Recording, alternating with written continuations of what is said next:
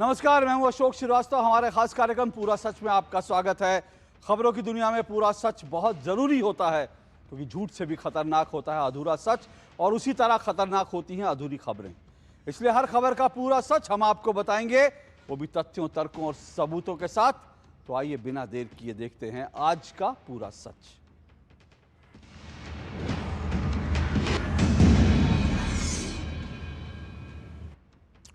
Paper leak देश के करोड़ों युवाओं के भविष्य पर लगा वो नासूर है जो आज हर घर की चौखट पर दस्तक दे रहा है। इसी माफिया राज को खत्म करने के लिए आज संसद के सबसे बड़े कानून की ढाल तैयार हो रही है। एंटी पेपर लीक संशोधन विधेयक को लोकसभा से हरी झंडी मिल चुकी है और राज्यसभा में इस ऐतिहासिक बिल पर आर पार की बहस जारी है। मोदी सरकार का दावा है अब किसी होनहार का हक छीना नहीं जाएगा, लेकिन अफसोस जिस सदन में देश के नौजवानों के सपनों की सुरक्षा का ढांचा बन रहा है, वहां विपक्ष बिल के हर क्लॉज पर ठोस बात करने की बजाय सिर्फ और सिर्फ सियासत और रोटियां सेक रहा है। मुद्दा युवाओं का है, लेकिन राजनीति पुरानी। चर्चा से भागना, बयानबाजी से भटकाना और आरोपों की चादर तानकर सच को ढकने की कोशिश करना, यही विपक्ष का पैंतरा बन चुका है। लोकसभा में राहुल गांधी ने असंसदीय शब्दों के साथ बिना किसी तथ्य के बेबुनियाद आरोप मढ़े, जिसे पूरे देश ने देखा। और आज राज्यसभा में नेता प्रतिपक्ष मल्लिकार्जुन खड़गे ने पेपर लीक की बहस में मनुस्मृति का जिक्र छेड़ दिया, ताकि बहस का रुख ही मोड़ दिया जाए। ऐसे में देश पूछ रहा है, क्या विपक्ष के लिए युवाओं का दर्द सिर्फ एक पॉलिटिकल स्कोर सेटल करने का जरिया है? विपक्ष को याद रखना होगा, पर्चा लीक की ये बीमारी आज की नहीं है। कांग्रेस के दौर से ये शुरू हुआ। ये नासूर धीरे धीरे हर राज्य की जड़ों में फैल चुका है। उत्तर प्रदेश में समाजवादी पार्टी के कार्यकाल का वो दौर कौन भूल सकता है, जब हर परीक्षा पर सवाल उठते थे। आज पंजाब और झारखंड में पेपर लीक पर हाहाकार मची है, लेकिन इन सूबों पर विपक्ष के होठों पर ताला लगा है। आखिर क्यों? जब संसद पेपर लीक रोकने और देश के बच्चों के भविष्य को सुरक्षित करने के लिए सख्त कानून बना रही है, तब एकजुट होने के बजाय वो राजनीतिक पैंतरेबाजी क्यों कर रहे हैं? तो आज पूरा सच में उठेगा युवाओं के हक का सबसे बड़ा सवाल। तो आइए बिना देर किए देखते हैं पर्चा लीक पर सियासत का पूरा सच, पूरे विस्तार के साथ। संसद से सड़क तक गरमाए पेपर लीक के मुद्दे पर मोदी सरकार ने राज्यसभा में अपना स्टैंड पूरी तरह से साफ कर दिया। एंटी पेपर लीक बिल पर चर्चा का प्रस्ताव करते हुए केंद्रीय मंत्री जितेंद्र सिंह ने साफ शब्दों में चेतावनी दी है कि देश के करोड़ों युवाओं के भविष्य और सपनों से खिलवाड़ करने वाले किसी भी माफिया को बख्शा नहीं जाएगा। उन्होंने कहा कि सरकार पेपर लीक के खिलाफ जीरो टॉलरेंस की सख्त नीति पर काम कर रही है और यह संशोधन विधेयक इसी दृढ़ संकल्प की जीती जागती मिसाल है। उन्होंने ये भी बताया कि नीट परीक्षा में गड़बड़ियों पर सख्त कार्रवाई करते हुए इन मामलों पर ट्रायल शुरू हो चुका है, जबकि जांच को और प्रभावी बनाने के लिए स्पेशल टास्क फोर्स का भी गठन किया गया है। डॉक्टर जितेंद्र सिंह ने पूछा कि आज़ादी के दशकों बाद भी कांग्रेस एनटीए जैसी व्यवस्था क्यों नहीं बना सकी। आप भी सुनिए विपक्ष की तरफ से किए जा रहे गतिरोध के बीच उन्होंने क्या कहा। No, I don't get disturbed. In fact, I feel complimented. That means it is touching the right chord.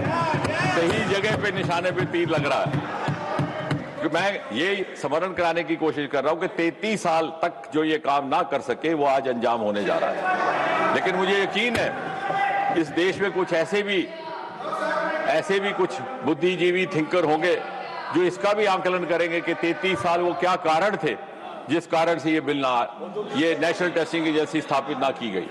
वो कौन से वेस्टेड इंटरेस्ट थे, वो कौन से मैनेजमेंट कोटा थे कॉलेजों के। तो सरकार के नए कानून के तेवर इतने सख्त हैं कि युवाओं के भविष्य से खिलवाड़ करने वालों की अब खैर नहीं। तो आइए आपको बताते हैं कि परीक्षा संशोधन बिल को किस तरह से सख्त बनाया गया है। सबसे बड़ा बदलाव सजा में किया गया है। संगठित तरीके से पेपर लीक कराने या नकल गिरोह चलाने वालों को अब अधिकतम 10 साल तक की जेल हो सकती है। पहले यह सजा 5 साल तक की थी।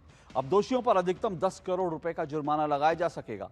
इसके अलावा यदि पेपर लीक के कारण परीक्षा दोबारा करानी पड़े तो उसका खर्च भी दोषियों से वसूला जा सकेगा। अगर परीक्षा कराने वाली एजेंसी, सर्विस प्रोवाइडर, तकनीकी कंपनी या कोई अधिकारी लापरवाही या मिलीभगत का दोषी पाया जाता है तो उसके खिलाफ भी कार्रवाई होगी। जिम्मेदार अधिकारियों को 5 साल तक की सजा हो सकती है। लापरवाही बरतने वाली एजेंसी को अब 4 साल की जगह 8 साल के लिए बैन किया जाएगा। साथ ही एजेंसी पर 5 करोड़ रुपए का जुर्माना लगाया जाएगा। अब केवल प्रश्न पत्र लीक ही नहीं, बल्कि एआई की मदद से नकल परीक्षा प्रणाली की हैकिंग, ऑनलाइन पेपर भेजना और साइबर धोखाधड़ी भी कानून के दायरे में आएगी। बिल में फास्ट ट्रैक अदालतों के गठन और पेपर लीक मामलों की जल्द सुनवाई के प्रावधान हैं। चार्जशीट दाखिल होने के 3 महीने में मुकदमे का निपटारा करना होगा। संशोधित बिल में राज्य और केंद्र सरकार पर स्पेशल टास्क फोर्स यानी एसटीएफ का प्रावधान किया है। जांच एजेंसी के लिए 2 महीने के भीतर जांच पूरी करवाना अनिवार्य होगा ताकि साक्ष्यों से छेड़छाड़ ना की जा सके। मतलब यह हुआ कि 5 महीने में जांच और सुनवाई की पूरी प्रक्रिया हो जाएगी, जिसमें पहले सालों साल लगते थे। लेकिन विधेयक पर चर्चा की शुरुआत करते हुए राज्यसभा में नेता प्रतिपक्ष और कांग्रेस अध्यक्ष मल्लिकार्जुन खड़गे ने इन कड़े कानूनों की उपयोगिता पर ही सवाल खड़े कर दिए।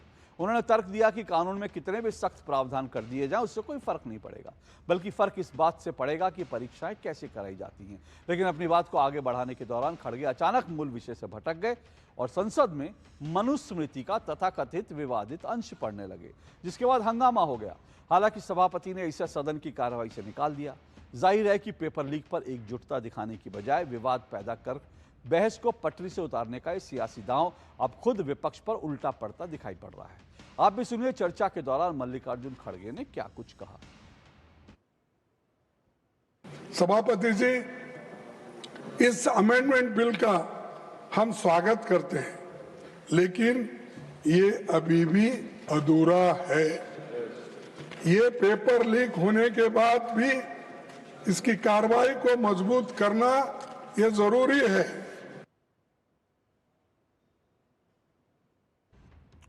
दरअसल बिल पर बहस के दौरान विपक्ष मुद्दे से इसलिए भी भटकता नजर आया क्योंकि केंद्रीय मंत्री जितेंद्र सिंह ने कांग्रेस के गोल पोस्ट बदलने की रणनीति के जवाब में आंकड़ों का पिटारा खोल दिया। उन्होंने यूपीए समेत पिछली सरकारों के दौर में हुए पेपर लीक के मामलों की पूरी सूची सदन में पढ़कर सुना दी। इतना ही नहीं, उन्होंने विपक्ष शासित राज्यों में हुए पेपर लीक के ताजा मामलों को भी देश के सामने रखा।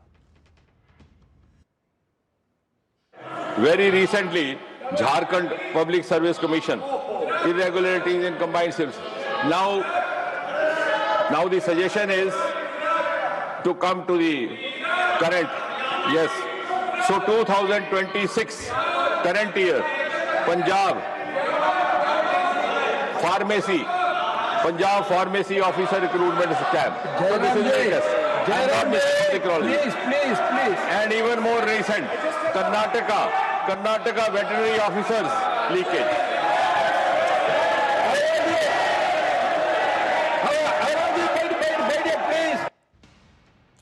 बीजेपी पूछ रही है कि कांग्रेस और विपक्ष शासित राज्यों में जहां पेपर लीक हुए हैं, उन्हें वहां के शिक्षा मंत्रियों का इस्तीफा लेना चाहिए था, लेकिन उन्होंने ऐसा क्यों नहीं किया। आप भी सुनिए राज्यसभा में चर्चा के दौरान बीजेपी सांसद सुधांशु त्रिवेदी ने क्या कहा। राजस्थान में कांग्रेस के शासनकाल में एक यात्रा निकली थी, पद यात्रा, अजमेर से जयपुर तक। सचिन पायलट जी ने यात्रा निकाली और कहा पेपर लीक कितने हो रहे हैं कि मैं छात्रों के हित में पद यात्रा निकाल रहा हूं। मगर अफसोस कि उन्होंने उसके ऊपर कोई शिकन नहीं आई। उन्होंने, और सुनिए, इनके मुख्यमंत्री ने बोला, बात रिकॉर्ड पे जा रही है, इनके मुख्यमंत्री ने बोला मैं तो जादूगर हूं, सब ठीक कर दूंगा। और उस समय सचिन पायलट जी का मीडिया में बयान है जिसमें उन्होंने कहा पेपर लॉक में था, लीक हो गया। ये कैसी जादूगरी है। अब मैं बताना चाहता हूं, आज मैं पूछना चाहता हूं, विपक्ष की सरकारों में जहां पेपर लीक हुए हैं, क्या वही मानदंड होगा जो हमारी सरकार के लिए है? पंजाब हो, झारखंड हो या कर्नाटक हो, क्या एक मंत्री के लिए एक रूल रहेगा या हर मंत्री के लिए अलग अलग रूल रहेगा? अब बॉल इनके कोर्ट में है और इन्हें तय करना है। राज्यसभा में चर्चा के दौरान बीजेपी सांसद बृजलाल ने भी मोदी सरकार की नीयत पर सवाल उठाने वालों पर करारा प्रहार किया। उन्होंने बताया कि कैसे समाजवादी पार्टी के शासनकाल में नकल माफिया ने पैर फैलाए। पहले आप सुनिए उन्होंने क्या कहा, फिर हम आपको बताएंगे कि यूपी में सपा सरकार के दौरान हुए पेपर लीक और परीक्षाओं में धांधली का क्या है पूरा सच। उत्तर प्रदेश में महोदय हमारी नीयत साफ थी। जब 1992 में माननीय कल्याण सिंह जी मुख्यमंत्री थे और माननीय राजनाथ सिंह जी शिक्षा मंत्री थे तो नकल विरोधी अध्यादेश लाए थे, क्योंकि जब एक सरकार 1989 में आई थी तो नकल का बोलबाला था, इसलिए जरूरत पड़ी, तो हमारी नीयत साफ थी। लेकिन जब 1993 का चुनाव हुआ तो समाजवादी पार्टी के बड़े नेता ने खुलेआम कहा था हमारी सरकार आएगी, कोई लड़का फेल नहीं होगा।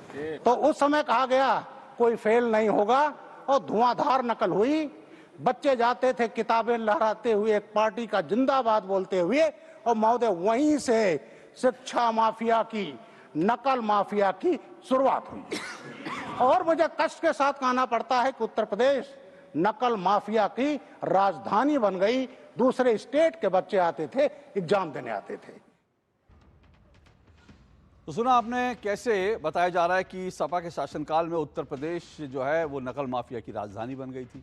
समाजवादी पार्टी ने कैसे नकल को बढ़ावा दिया। ऐसे में ज़रूरी हो जाता है कि अखिलेश यादव और उनकी समाजवादी पार्टी के राज में हुए पेपर लीक का भी पूरा सच जान लिया जाए। आइए एक नज़र डालते हैं अखिलेश सरकार यानी 2012 से 2017 के कुछ आंकड़ों पर। देखिए 2014 में राज्य की सबसे बड़ी प्री मेडिकल परीक्षा यूपी सीपी मैट का परीक्षा जो है से महज कुछ घंटे पहले उसका पर्चा लीक हो गया, जिसके बाद परीक्षा रद्द करने का फैसला लेना पड़ा। 2015 में यूपी पीएससी पीसीएस की परीक्षा का पेपर व्हाट्सएप पर लीक हो गया। इस घटना के बाद तत्कालीन यूपी पीएससी अध्यक्ष जो थे अनिल यादव को इलाहाबाद हाईकोर्ट के आदेश पर पद छोड़ना पड़ा।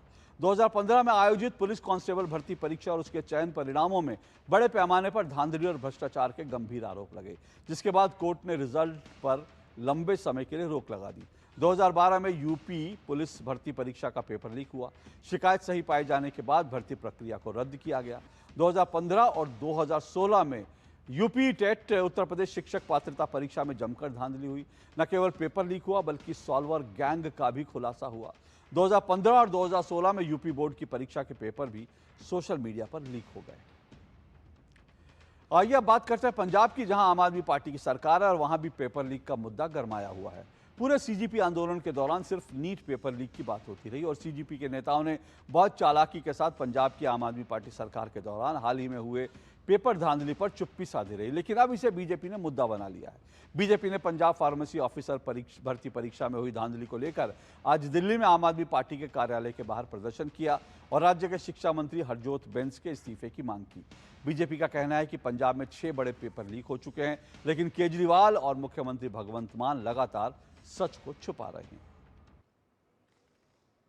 फार्मास्यूटिकल का पंजाब में परीक्षा का पेपर लीक हुआ, उससे पहले 12th पंजाब में 12वीं क्लास का अंग्रेजी का पेपर भी लीक हुआ था, लेकिन आज तक केजरीवाल ने उसके ऊपर कोई एक्शन नहीं लिया। आज हम केजरीवाल जी को ये चेताने आए हैं कि पंजाब के शिक्षा मंत्री बैंस साहब का इस्तीफा तुरंत लेना चाहिए। तो बीजेपी कह रही है कि पंजाब में पेपर लीक हो रहा है, लेकिन वही दूसरी तरफ अरविंद केजरीवाल और पंजाब के मुख्यमंत्री भगवंत मान का दावा है कि पंजाब में कोई पेपर लीक ही नहीं हुआ। इससे पहले सुनिए इन दोनों का क्या कहना है, इसके बाद हम आपको बताएंगे पंजाब पेपर लीक का पूरा सच। 4.5 साल हो गए सरकार बनी नूं, पंजाब दे विच एक भी पेपर लीक नहीं होया, एक सिंगल पेपर भी लीक नहीं होया पंजाब दे विच। 5 साल से हमारी पंजाब में सरकार है, एक भी पेपर लीक नहीं हुआ। ये बात इनको चुभ रही है बहुत बुरी तरह से। तो केजरीवाल और भगवंत मान बोल रहे हैं कि पिछले 4 साल में उनकी सरकार के दौरान पंजाब में कोई पेपर लीक नहीं हुआ है। अब हम आपको दिखाते हैं मुख्यमंत्री भगवंत मान का एक पुराना सोशल मीडिया पोस्ट। यह पोस्ट भगवंत मान ने 13 मार्च 2023 को किया था। पंजाबी भाषा में लिखे गए इस पोस्ट में सीएम मान ने खुद माना था कि पंजाब में टीईटी पेपर में धांधली हुई है। इस पोस्ट में मान ने साफ लिखा कि टीईटी के पेपर में हुई लापरवाहियों और गड़बड़ियों बिल्कुल बर्दाश्त नहीं की जाएंगी। मैंने पुलिस को दोषियों की तत्काल गिरफ्तारी के निर्देश दिए हैं। लेकिन लगता है कि बयान देने से पहले सीएम मान अपना ये पुराना पोस्ट जिसे उन्होंने खुद लिखा था वो भूल गए। खैर आगे बढ़ते हैं और पूरा सच पता करते हैं कि आखिर पंजाब में आम आदमी पार्टी की सरकार में परीक्षा में कितनी धांधली हुई है। आइए अब इसका पूरा सच भी जान लेते हैं। देखिए 2022 में नायाब तहसीलदार भर्ती परीक्षा में नकल हुई। 2023 में पीएससीबी की परीक्षा जो थी वो 12वीं की परीक्षा का पेपर लीक हुआ, जिसके बाद परीक्षा रद्द की गई। 2023 में PSTT Punjab state teachers eligibility test है उसमें गड़बड़ी हुई और परीक्षा को रद्द करना पड़ा। 2023 में ही पीएसएसबी ग्रुप बी भर्ती परीक्षा में पेपर लीक और भ्रष्टाचार के आरोप लगे। इस तरह हाल ही में 2026 में फार्मेसी ऑफिसर भर्ती परीक्षा हाईटेक नकल का मामला सामने आया।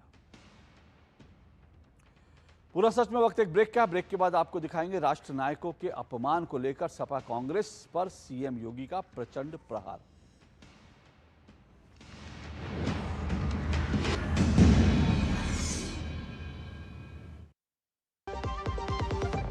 खाने में मेरी क्वीन के लिए क्या है? किंग मटर पनीर, किंग बैगन भरता, king veg pulao, king palak paneer kofta. ये सब किंग क्यों? क्योंकि ये सब बना है MDH किचन किंग से का बॉस। MDH किचन किंग, असली किचन किंग। MDH। जरा सोच के देखिए, आपके पास कुछ ऐसा है जो आपकी दुनिया बदल सकता है। जानते हैं क्या? आपका अपना सोना। सोना क्या नहीं कर सकता? सोना आपको अपने सपनों का घर दिला सकता है, आपके बच्चों का भविष्य बना सकता है। सोना आपकी हर इच्छा पूरी कर सकता है। तो भारत की सबसे बड़ी gold loan NBFC Muthoot finance से गोल्ड लोन लीजिए और फिर देखिए सोना क्या नहीं कर सकता।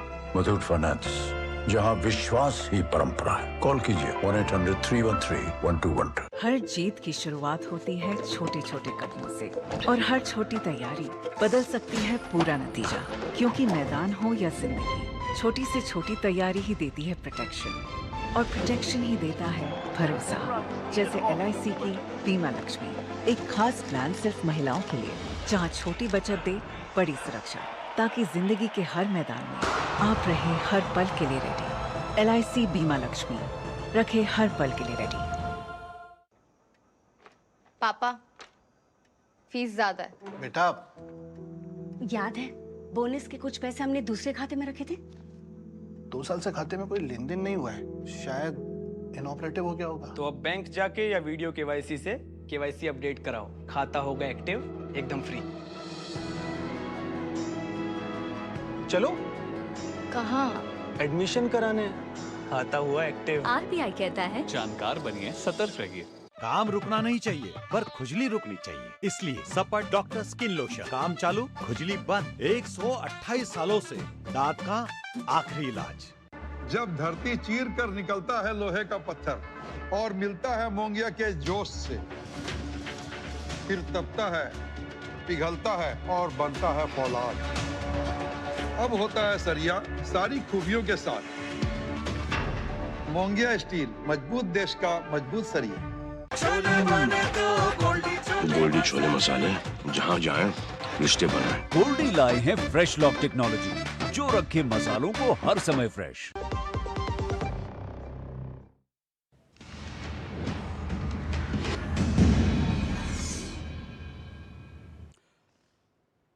तो ब्रेक के बाद पूरा सच में आपका एक बार फिर स्वागत है। विदेशी कट्टर लुटेरे आक्रांताओं का महिमा मंडन करने वालों पर अब उत्तर प्रदेश के मुख्यमंत्री योगी आदित्यनाथ ने प्रचंड प्रहार किया है।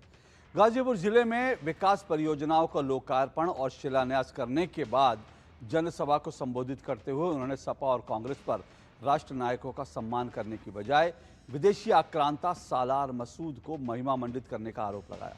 मुख्यमंत्री ने कहा कि एनडीए की डबल इंजन की सरकार महाराजा सुहेलदेव जैसे वीरों को पूरा सम्मान दे रही है, जिन्होंने बहराइच के चित्तौड़ में विदेशी आक्रांता सालार मसूद को रौंदकर सजा दी थी। इसके बावजूद सपा और कांग्रेस ने महाराजा सुहेलदेव के नाम पर कोई आयोजन नहीं होने दिया, लेकिन ये लोग आक्रांता सालार मसूद गाजी के नाम पर मेला लगवाते थे। तो पहले सुनिए मुख्यमंत्री योगी आदित्यनाथ का पूरा बयान और फिर आपको हम बताएंगे राजा सुहेलदेव के पराक्रम की पूरी कहानी और विदेशी आक्रांता सालार मसूद गाजी का पूरा सच। डबल इंजन किए बीजेपी एनडीए की सरकार राष्ट्र नायकों को सम्मान देती है। राष्ट्र नायकों को सम्मान इस रूप में 1000 वर्ष पहले भारत को रौंदने की दिशा से आया था एक सालार मसूद को बहराइच के चित्तौड़ा नामक स्थान पर भारत के जिस महापुरुष ने राष्ट्र नायक ने रौंद करके इस्लाम के अनुरूप सबसे कड़ी सजा दी थी, वह महापुरुष कोई और नहीं महाराज सुहेलदेव हैं। महाराज सुहेलदेव के नाम पर समाजवादी पार्टी और कांग्रेस ने कोई आयोजन नहीं होने दिया, कभी कोई आयोजन नहीं होने दिया। महाराज सुहेलदेव, जिनके शौर्य और पराक्रम से, जिनकी युक्ति से यह देश लंबे समय तक विदेशी आक्रांताओं की बर्बरता से बचा था, उनके प्रति कृतज्ञता ज्ञापित करने की बजाय कांग्रेस और समाजवादी पार्टी ने राष्ट्र नायकों का अपमान किया। ये लोग आक्रांता गाजी, सालार मसूद गाजी का मेला लगवाते थे। हमारी सरकार आई, हमने कहा नहीं, सालार मसूद का मेला नहीं लगेगा, मेला लगेगा तो महाराज सुहेलदेव की स्मृति में लगेगा। इस देश का दुर्भाग्य ही है कि आज भी कुछ लोग उस विदेशी लुटेरे का महिमा मंडन करते हैं जिसने हिंदुओं पर अत्याचार किए थे, उनके मंदिर तोड़े थे। हैरानी की बात यह है कि ऐसे ही खलनायकों को इतिहास की किताबों में महिमा मंडित करके उन्हें नायक बना दिया गया, जिसका नतीजा ये हुआ कि ज्यादातर युवा पीढ़ी को वीर पराक्रमी राजा सुहेलदेव जैसे भारत माता के असली नायकों के नाम तक नहीं पता है। आज़ादी के बाद पूरे 70 साल तक बाएं हाथ से इतिहास लिखने वाले कथित इतिहासकारों ने गिन गिन कर किताबों से राजा सुहेलदेव जैसे नायकों के नाम मिटाने का प्रयास किया है, लेकिन ये इतिहासकार इस बात को नहीं जानते हैं कि असली नायकों के नाम भले ही किताबों से मिटा सकते हैं, लेकिन उनकी शौर्य गाथाएं आज भी आम लोग सुनते और सुनाते हैं। तो आइए अब हम आपको बताते हैं कि वीर पराक्रमी राजा सुहेलदेव कौन थे और किस तरह उन्होंने सालार गाजी से जैसे क्रूर लुटेरे को उसकी हैसियत बताई थी।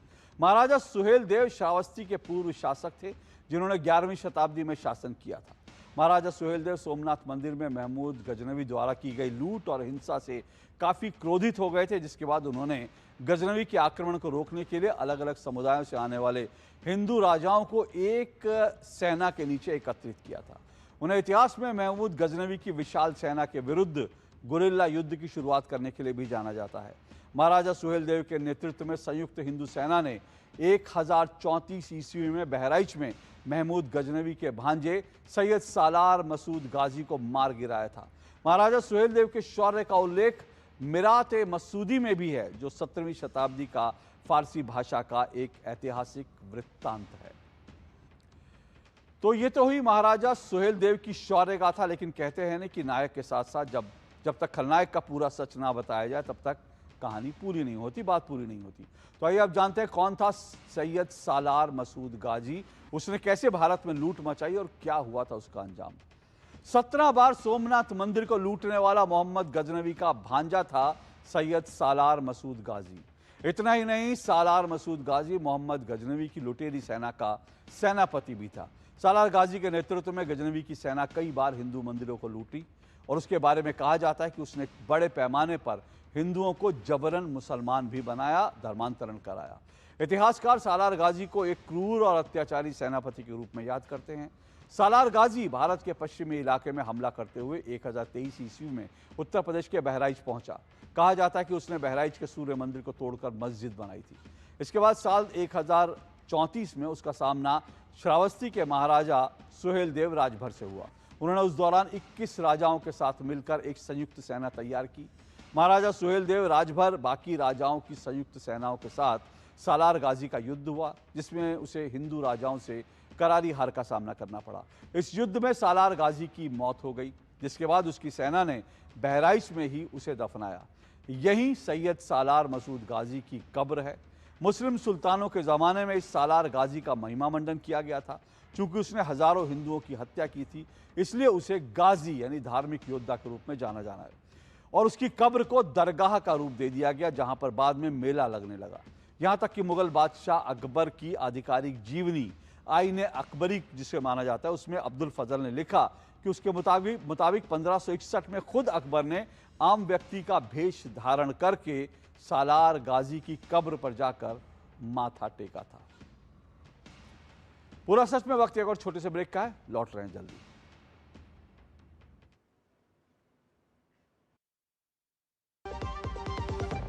हिंग देना, वो वाली MDH की सुपर हींग। जिन्होंने यूज किया है वो जानते हैं असली हींग का स्वाद। MDH सुपर हींग, शुद्धता का असली तड़का। असली मसाले सच सच MDH घर में नया काम करवाया है। पढ़ी लिखी स्मार्ट बहू जो आई है। मम्मी जी, स्मार्ट तो आप हैं। घर में दो दो लक्ष्मी एक साथ ले आई हैं। दो दो लक्ष्मी? एक घर में, एक वहाँ ऊपर। पीएम सूर्य घर। ओह, सोलर भी तो घर की लक्ष्मी ही है, बिजली बिल जीरो जो कर देती है। स्मार्ट है बहू मेरी। सब ऊपर वाले की दया है मम्मी जी। पीएम सूर्य घर मुफ्त बिजली योजना का लाभ उठाएं, 78,000 रुपए तक की सब्सिडी भी पाएं। अब बिजली बिल होगा जीरो। हर घर सूर्य घर। गुड़िया के पापा, राशन खत्म होने को है, तनख्वाह कब तक आएगी कुछ पता चला क्या? लो, नाम लिया, तनख्वाह हाजिर। बहुत बढ़िया। अभी भेजते हैं। ये लो चॉकलेट। खुश? भाभी जी 1200 हुए। कैश या खाते में लिख लो? Digital payment.